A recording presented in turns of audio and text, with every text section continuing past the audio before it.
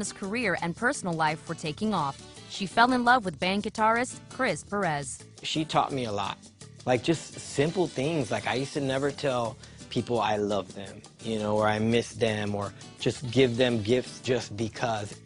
I learned those things and many, many other things from her. The couple married on April 2nd, 1992. In 1993, Selena recorded a live album for EMI Latin in front of 3,000 fans at the Memorial Coliseum in Corpus Christi, Texas. But without an English-speaking album, she was still an unknown in the United States. Gracias. In my book, I write a lot about how smart she was and how business savvy she was. She had plans to someday create a brand. So in 1994, Selena focused her attention on a new venture, hiring designer Martin Gomez to create clothing for her boutique, Selena Etc. She was beyond just a singer. Entertaining was her job, fashion was her passion.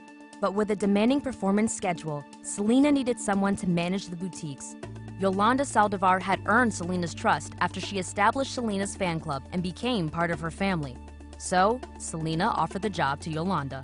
Yolanda was engaged in behaviors to close the gap between them by becoming the fan club president and then actually finding her way, in reality, into Selena's life.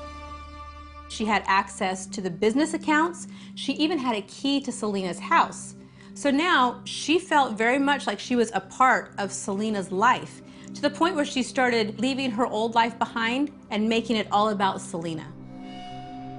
Yolanda's unhealthy infatuation with Selena came to light when later that year, Martin Gomez sent an assistant to pick something up from Yolanda's house. When the assistant returned, she told Gomez that Yolanda had dozens of pictures and posters of Selena on her walls. Being a fan of someone is one thing, but to have every poster of that person on their wall, listen to their music nonstop, make reference to that person in their lives, that celebrity becomes central to their identity. Evil can creep up into your home and you don't know that evil is there. Yolanda later claimed that she and Selena had a warm mother-daughter relationship.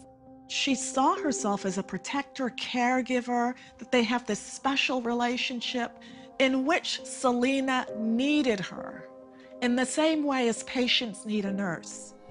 Selena must have looked to Yolanda as a very steady, trustworthy character. She worked hard for her, was devoted to her. So far, she hasn't shown me any reason why I should suspect her of anything but worthy of trust. While Yolanda viewed herself as a mother figure, those closest to Selena were increasingly concerned about Saldivar's strange behavior.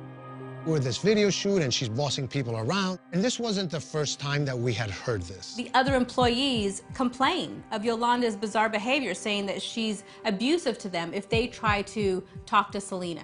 You know, evil creeped up. I experienced evil in this situation, and I didn't say anything. And I should have maybe, but I didn't. I didn't. As Yolanda's obsession was intensifying, Selena's talents were reaching new heights and her dreams were starting to manifest. In 1994, Selena was nominated for her first Grammy in the Best Mexican American Album category for Selena Live. The Grammy goes to Live, Selena. Thank you for having faith in me. I love you. Thank you. Hot off her Grammy win, Selena released her fourth studio album, Amor Prohibido, cementing her superstar status in Latin music. Selena believed the time was right to take her career to the next level with an English language album. We had been talking about the English album for quite a while. And one day, in the middle of the conversation, she just breaks down and starts to cry and said, Jose, we've been talking about my English language album for 3 years. What she didn't know is that I was getting rejection on all fronts. And I called my boss. I said, I can't hold her back any longer. We need to move because she's gonna make a deal with Universal Music. What nobody has ever known is that I made that up. She wasn't going to Universal and there was no deal. And I lied. And I have no regrets about doing that. 1 year after her Grammy win for Selena Live, the singer finally got the green light and started recording her crossover album in 1995. Everybody just felt it would be a home run because of her talents, because of Selena the person. We went through a couple of songs that I'd written, and we picked two. I Can Fall in Love was the first one. And so she made a trip back to record that song, and she said, I'll see you guys in 2 weeks. As Selena prepared to record her crossover album, Yolanda's work for the star became suspect when Selena's father began to notice discrepancies in the books for both the fan club and the fashion business. Yolanda had taken up some funds from the employees to give Selena a present. And later on we found out that she paid with Selena's corporate card.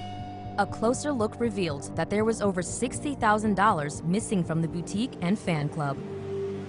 Embezzlement would prove to be only the first act of Yolanda's betrayal. Coming up, a fate